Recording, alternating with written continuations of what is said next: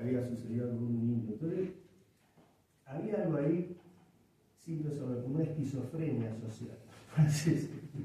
¿No? Por un lado se decía que no, que todo el tiempo había comentarios sobre los indios, tal de acá son los indios de no sé dónde, son los indios, esto es una tradición indígena, pero acá no hay indios. Entonces, esta historia, voy a empezar a pasar las fotos, porque si no es muy larga, pero voy a tratar de resumirlo muchísimo. Me dediqué a reconstruir qué había pasado con los huarpes en Cuyo, si se habían extinguido realmente, cómo y por qué, no nadie lo explicaba. O sea, todos decían que se habían extinguido, pero nadie se acuerda por qué. ¿Qué significa que se extinga un pueblo indígena? ¿No? O un pueblo, que desaparezcan físicamente, que cambien su cultura, que sean asimilados por un Estado nacional. ¿Qué era lo que se suponía que en realidad estaba informando la cabeza de la gente que decía que se habían extinguido los indígenas? Junto con esto, a lo largo de muchísimos años empecé a acceder a información histórica que no había sido investigada. Y no había sido investigada porque los historiadores tal vez no habían encontrado estos datos, pero tampoco los habían buscado. Porque cuando, digamos, lo que sucede en realidad, muchas veces los historiadores dicen, o los científicos sociales, no, de esto no hay nada. Muchas veces no hay nada porque no estuvo la pregunta, no estuvo la mirada y la curiosidad por un tema, no se construyó el tema, ¿no? Entonces, empecé a arrastrar la historia indígena sin este prejuicio, ¿no? Y empecé a trabajar algo que me parecía fundamental y que empecé a ver en esta reconstrucción. Era que en realidad había que entender la historia indígena en Argentina, en muchos lugares de Argentina, no como una historia indígena, sino como una historia criolla, una historia nacional, por así decirlo. O sea, teníamos en la cabeza que los indígenas debían ser una cosa aparte, ¿no? O estaban en la Patagonia, en el Chaco, algunos piensan que tenían que tener sus plumas, o sus costumbres, su idioma, y si no, no hay ningún. Y en realidad lo que pasaba era que la misma historia nacional, ¿no? Había sido fruto de luchas, de procesos que tenían que ver con comunidades indígenas, y lo que había sido borrado era eso, la historia indígena de la nación, no la historia indígena de los indígenas. Los indígenas habían sido parte de la historia nacional que se consideraba criolla.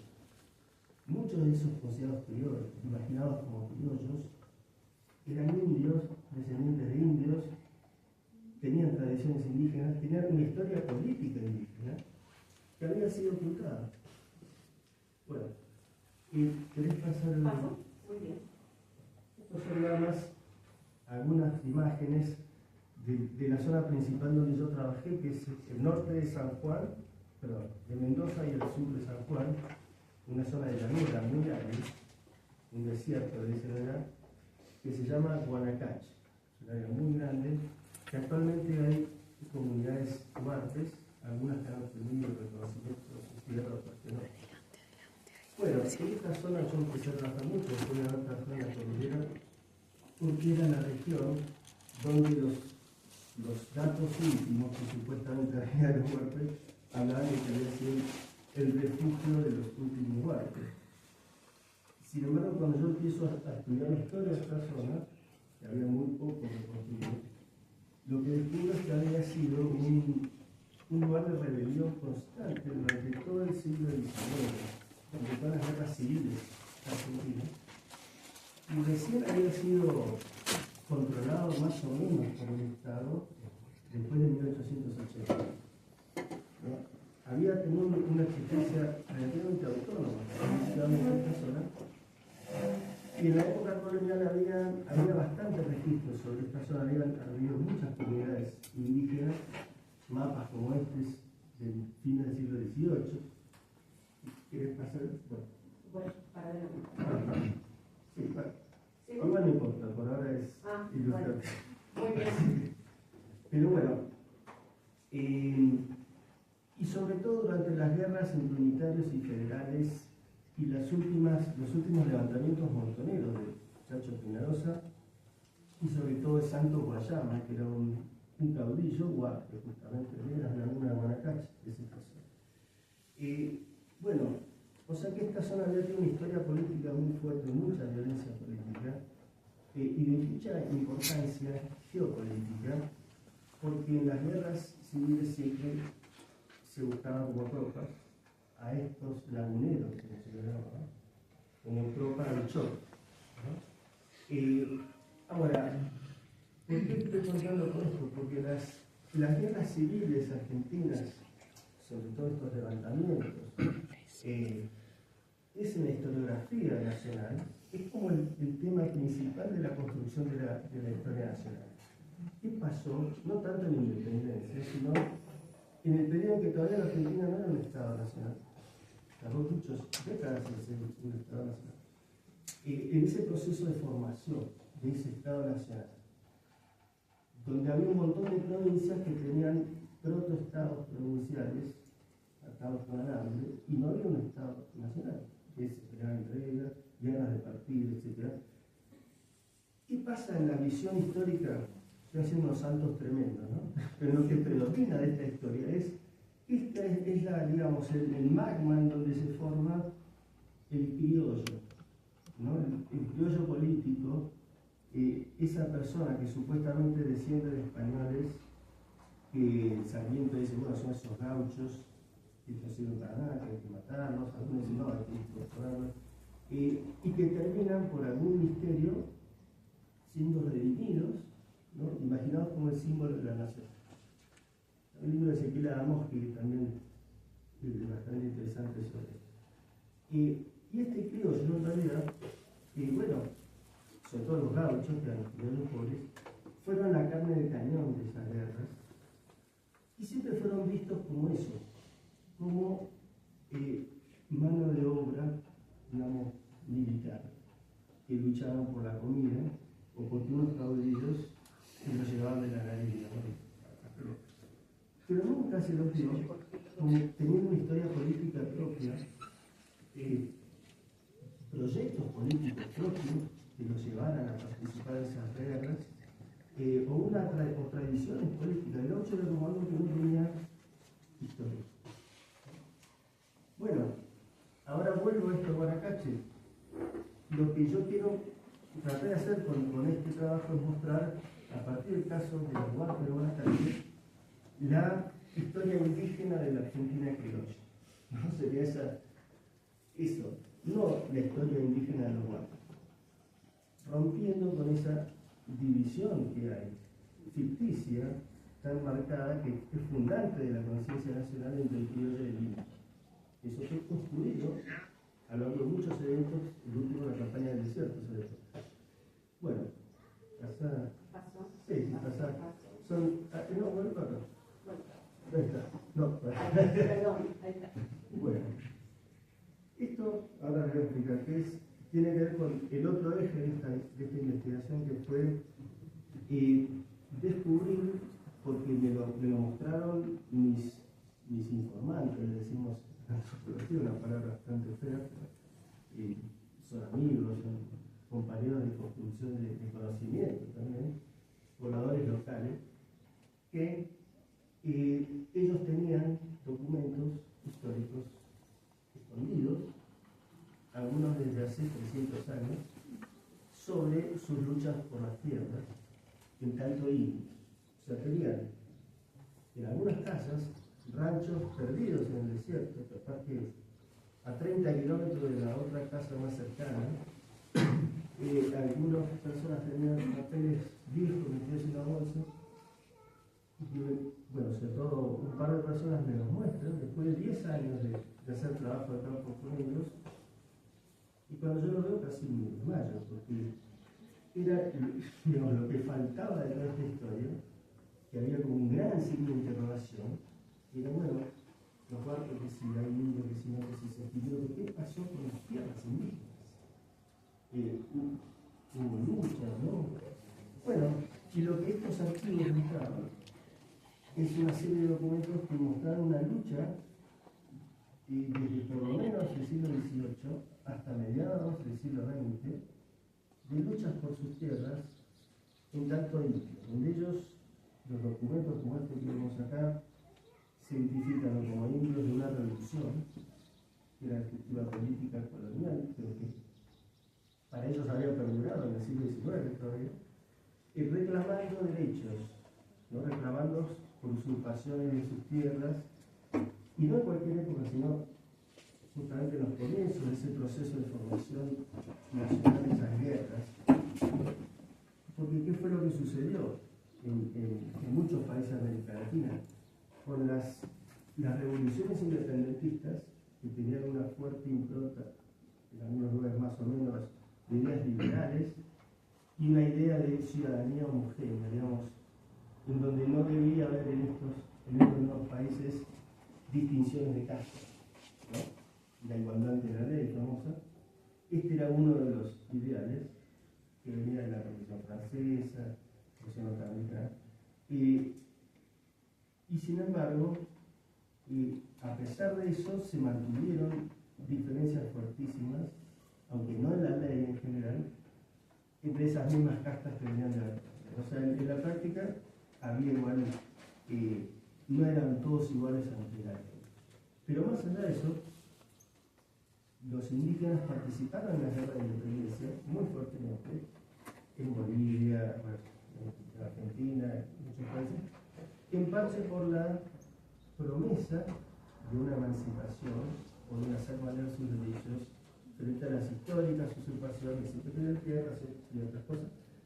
Y eso fue traicionado, ¿no? Las élites griegas, que rápidamente lo primero que hacen es, claro, igualan en teoría ante la ley, pero no igualan en la propiedad de la tierra. Y tratan de eliminar formas de propiedad que amparaban a los indígenas, la propiedad común que era de los antiguos pueblos de indios, que algunos todavía tenían. Los pueblos de indios en la época colonial tenían derecho a su tierra, al margen de que tenían que estar en comendero, todas las pelotas, pero bueno, voy resumiendo parte de lo que yo fui encontrando en mi investigación aparte de eso, que tiene que ver con esto. En San Juan y Mendoza hubieron fundaciones de pueblos de indios nuevamente, en un proceso que no voy a aclarar mucho acá, pero en el siglo XVIII a mediados se fundan de nuevo pueblos de indios. Hablamos bien del 750 más o menos. Se fundan 5 o 6 pueblos de indios. En estas son algunos y otros en otra parte.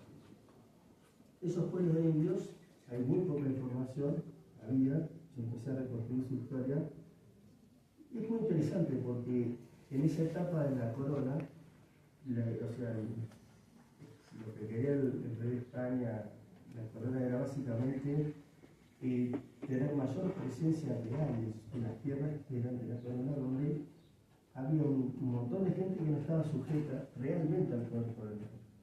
O sea, los indios pasan a ser en ese momento sobre todo, alguien a quien la corona quiere darles pelota.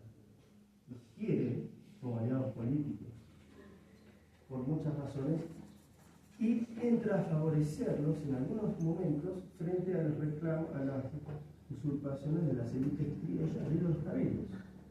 Entonces tenemos varios juicios en esta época, en la laguna de Guanacache, en Moca, en otros lados, donde los caciques los meten en cana, los llevan, los traen, donde, bueno, los caciques apelan, eso leo, apelan a la audiencia de Chile, de la que dependía Fuyo dependía de Chile. Después cruzaban la cordillera y en Chile les daban la razón, volvían y los mantenían en sus tierras. Después el cabildo volvía a hinchar la pelota, bueno, así. ¿A qué voy con esto? Que estas tensiones, estas contradicciones permitieron a los indígenas de Cuyo, a varias comunidades, mantener la ocupación de sus tierras en el medio de litigios permanentes, ¿no?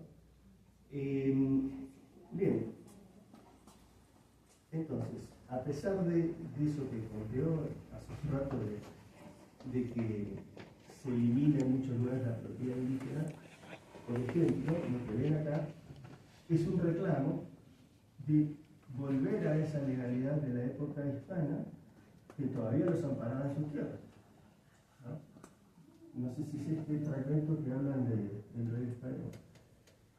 Y ellos reclaman, hablamos en 1832, ellos están reclamando justicia y están reclamando que se respete un orden legal que no existía en ese momento en las provincias, pero no había un Estado de derecho, no había leyes claras, era un despelote, no había derecho a abogados, casi nadie quería ser juez, o sea, en La Rioja, en Mendoza, en San Juan, no había un Estado legal claramente constituido, ninguno de la gente. Entonces, lo paradójico, y esto explica también esto que trato de mostrar de la participación indígena en la formación de la nación y del Estado, son los indígenas los que piden al Estado, piden un orden legal, ¿no? ¿Y cuáles leyes deberían ser? Inspirados siempre, influencia hispana, como casi todas las leyes que en ese momento se usaban, son ellos los que están presionando por un orden estatal que los ampare.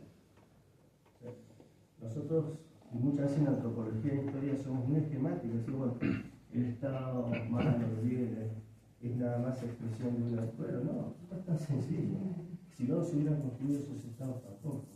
Muchos sectores subalternos, rompiendo también la idea del grupo subalterno que viene de los estudios subalternos, también participaron a veces en la construcción de esos estados, ¿no? Contradictoriamente, y fueron traicionados, pero participaron. Entonces, ellos piden que se les nombre un protector de indios, por ejemplo, o de naturales, que era, en la época colonial, era una institución que protegía los derechos de los indígenas. Ellos no podían defenderse a sí mismos, porque era un estrato que no tenía esa potestad. Y había un español que era como un abogado de los indios en cada ciudad a los cuales ellos recurrían. Bueno, ellos están pidiendo de nuevo eso en 1832, o sea, muchos años después que ya no existía la corona española. Bueno, y se los nombran. Y uno de los documentos más interesantes de este archivo es un largo expediente del protector de indios de La Laguna, discutiendo con el gobierno de Mendoza por los derechos de las tierras indígenas como posesión inmemorial, argumentado por qué se les tienen que respetar las tierras a los indios de Guanatache. Pasó el que sigue, ¿sí? Estos son algunos fragmentos de eso. Miren las fechas, ¿no? Ya en 1845 sigue el asunto, y así va a seguir a lo largo del próximo año. La otra cosa interesante, no sé si vieron en el anterior, que los que firman son los jueces laguneros, los jueces de la laguna, y acá es el subdelegado, ¿no? Don Domingo Villegas. O sea, los que firman los petitorios, que van a la cabeza de estos reclamos, son funcionarios del gobierno de Mendoza, son de la burocracia incipiente del Estado mendocino, son parte del Estado por un lado, y a la vez están demandando a ese mismo Estado. Y estos subdelegados, estos funcionarios civiles, ocupan el lugar que ocupaban los caciques de esa zona el 18 y principios del 19, todavía había caciques con ese nombre, hablan con los mismos vocabularios, reclaman las mismas cosas y, más importante aún, mantienen los mismos archivos de las comunidades, porque lo otro que yo empiezo a detectar es que, buscando información en otros lugares, en otros archivos, es que los indígenas de esta zona, como casi toda la América Latina, mantenían sus propios archivos. Y no solamente desde esta época, ¿no? Desde el 1600 empiezan a tener archivos propios los indígenas desde el principio de la colonia, y muy en relación con la incorporación al sistema jurídico colonial. Entonces, los caciques guardaban los papeles legales, los criollos se los querían quemar o robar, Entonces, hay paralelo a esto. Lo que reconstruye en ese libro es la lucha política con los archivos, las guerras de archivos, que se van dando desde mediados del periodo colonial hasta ahora, por los mismos documentos. O sea, Entonces, esto funciona, por recapitulando, antes eran caciques, o comunidades contra el Estado colonial, o contra el cabildo más bien, local. Ahora van a ser jueces, comisarios, subdelegados, ¿no? Funciona así. Y para que vean la otra cosa que es interesante, es, bien, ustedes me dirán, bueno, pero los nombraba el funcionario, los nombraba el gobierno de Mendoza, que tiene que ver con los indígenas de ahí. No, ese es el giro de la cuestión.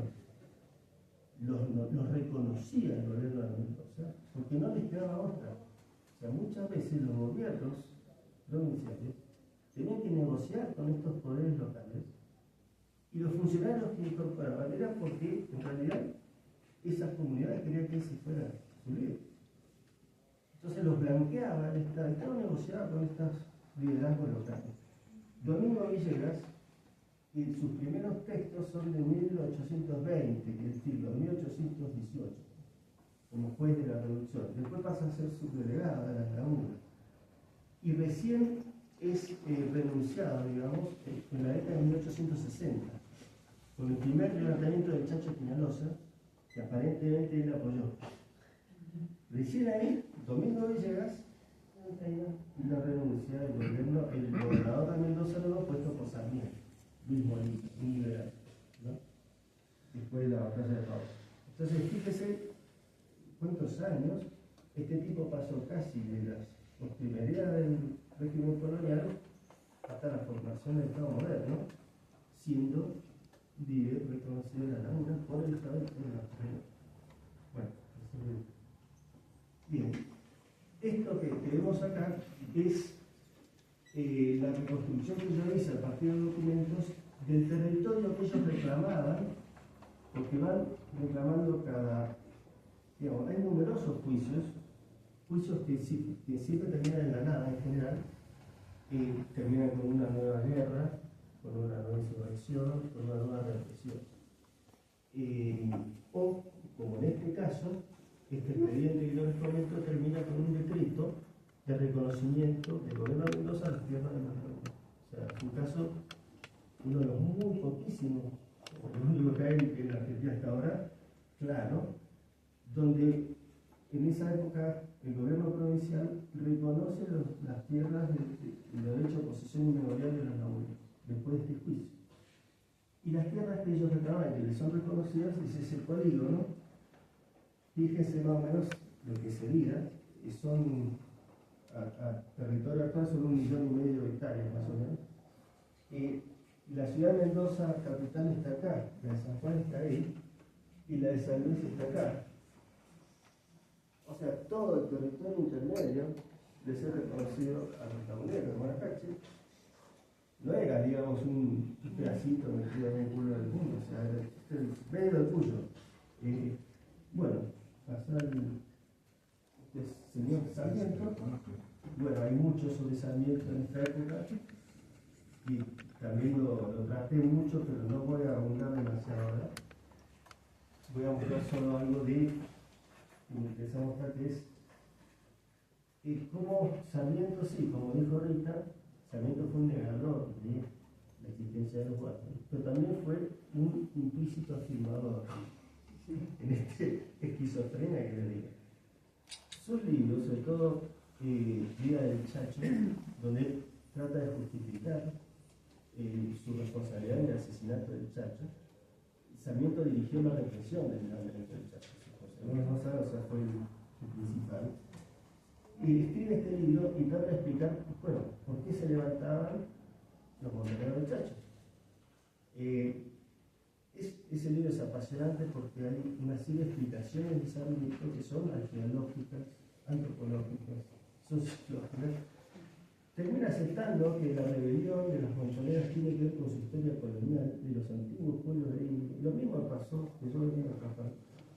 Y las usurpaciones que los españoles, después los criollos siempre hicieron de su tierra, del agua, etc. ¿Qué es lo que pasa acá? Pero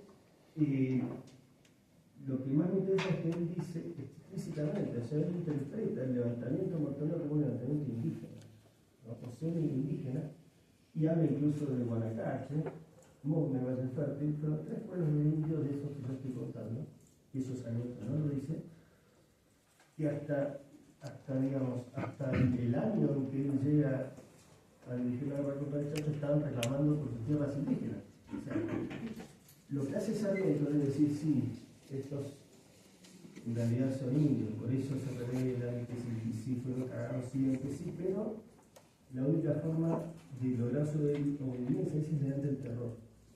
Esa es más parte.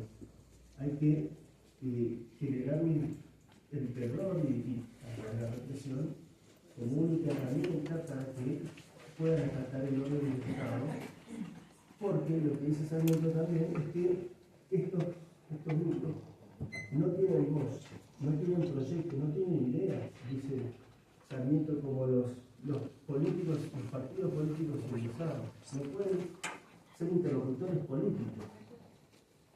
Sin embargo, venían haciendo política y venían hablando desde el siglo XVIII, y esto es lo que Sarmiento oculta, que en realidad estos indios sí tenían proyectos políticos republicanos, querían una república como habían tenido, solo que diferente que las estaban queriendo instalar Sarmiento y otros líderes liberales y militares de la época. O sea, ellos querían un orden republicano, tenían proyectos políticos. Entonces, eso es lo que Sarmiento nunca dice.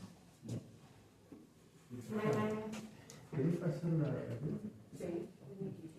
Bueno, esta es una foto muy conocida de los prisioneros que eran soldados del Chacho, la batalla donde es derrotado el Chacho en Caucete, en San Juan. Hay una foto de algunos de esos prisioneros. Muchos eran laguneros que están ahí en la calle de San Juan. Bueno, pasemos aquí. Seguimos con Sarmiento y su visión de las cosas, ¿no? Acá está lo que decía el terror. Sarmiento aplaude la forma en que es matado el Chacho, no solo que lo mata, sino que le corta la cabeza, la clavan arriba de una lanza y una pista, porque lo otro que hace Sarmiento en ese libro es defender que el Estado tiene que utilizar las formas de los bárbaros para vencer a los bárbaros. Básicamente sería eso, ¿no? El Estado, esto puede resonar en otros momentos históricos de la Argentina, el Estado tiene que actuar con la verdad para vencer a la verdad. Eso era lo que Sarmiento defiende. Bien, si querés pasar. Bueno, se me está haciendo larga la presentación, es muy largo todo. Pero esto que ven son fotos de caravanas de carretas que atravesaban en el comercio entre Buenos Aires y Santiago de Chile, o entre San Juan y Mendoza y Buenos Aires, Santa Fe. Bueno, hay una ruta de tráfico importante y de ganado del pie, sobre todo, que pasaba al lado de las lagunas de Maracache. Esa ruta va a ser sistemáticamente, digamos, manejada por los guardias laguneros, o sea, a la imagen de sus juicios y todos los tipos mantenían como un control de esa ruta, asaltando a veces las caravanas o matando a veces gente, o lo que era más común, pidiéndoles un peaje, básicamente. Nada, y esto sigue hasta fines del siglo XIX, básicamente. O sea, para atravesar esa zona estaba esa posibilidad. Es muy larga la historia, pero tiene que ver con la historia de este caudillo que yo mencioné, Santos Guayama, que era de las lagunas y que fue uno de los lugartenientes de Felipe Varela, ¿no? Fue el principal lugarteniente de Felipe Varela, que era el jefe del famoso batallón lagunero que aparece en la Zamba de Baja, en algunas versiones, ¿no? Era lagunero. Y esos laguneros, y Guayama había digamos, armado su poderío. Por ejemplo, el tipo no lo podían matar 8 veces, dijeron que lo habían matado los gobernadores de San Juan, Mendoza, hizo bajar gobernadores, tenía un control de toda la zona de la travesía, o sea, del campo, en San Juan y Mendoza. Bien, hacemos otra foto de las lagunas de esa zona. en 1898. Cosas que fui encontrando de casualidad. Esto que ven acá es porque esta historia siguió. Las montoneras del Chacho y Guayama fueron derrotadas, pero fueron décadas de lucha, y estos juicios que yo les conté se interrumpen en general. Por ejemplo, uno se interrumpe en el levantamiento del Chacho. O sea, se interrumpen tal vez 10 años, 5 años, y después encuentro nuevas presentaciones, ya sea de ellos o de terratenientes que quieren sacar la tierra y ellos se defienden. O sea que hay una tradición de lucha judicial muy clara y con mucha habilidad, realmente impresionante cómo utilizaban las leyes, ¿no? O dilataban las cosas, o se hacían los boludos, o sobre todo escondían los documentos que les pedían cuando no tenían seguridad que se los devuelvan. Y denunciar, no me puedo dar al tribunal la merced real del cacique Sayanca, por ejemplo, que no es importante porque ya le hemos dado otras cosas y han desaparecido, bueno, para ciertos años. Pero la historia judicial sigue después de que ellos son incorporados, digamos, a avanzar, en torno a esta merced real que les comento recién. Entre los documentos que ellos tenían más valiosos estaba una supuesta o real, todavía no está dilucidado, una merced de tierras dada a un cacique.